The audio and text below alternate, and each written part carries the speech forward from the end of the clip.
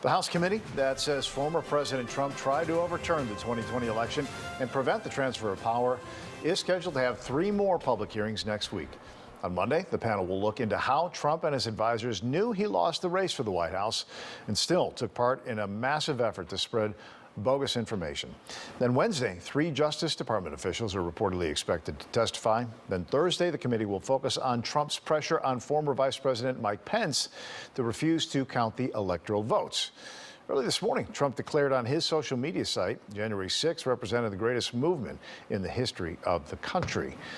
And as the hearings kick off, it remains to be seen if the new evidence and the testimony will have an impact on voters or the Republican Party. And joining me now to discuss this more is Professor Alvin Tillery. He is the director of the Center for the Study of Diversity and Democracy at Northwestern University. Professor, thanks very much for being with us here. You expected to learn how deep the planning went to overturn the results of the election. I have to ask, did you think that the Select Committee delivered on that?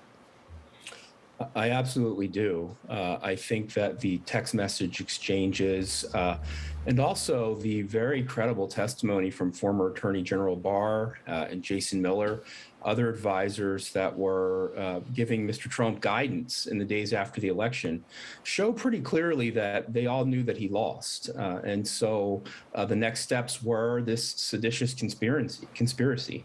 Yeah, and that goes to the Proud Boys. On that note, I want to ask you, how valuable do you think it was to have a TV documentary filmmaker there embedded with them as they were storming the Capitol? How far did that go to really illustrate how violent it was, how far it went?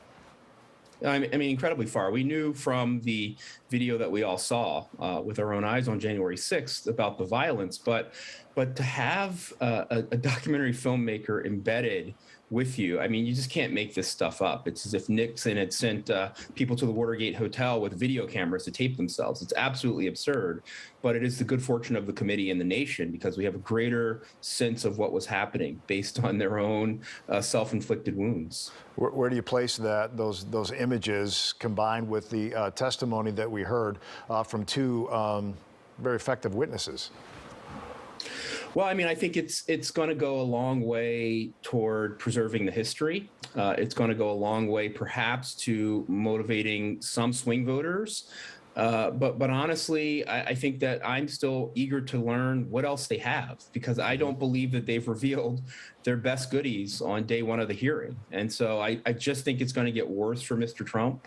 And, you know, what the political fallout from that will be is yet to be seen. You think it's going to get worse for the former president. What about for his followers who believe that he was the victim of a big stolen election?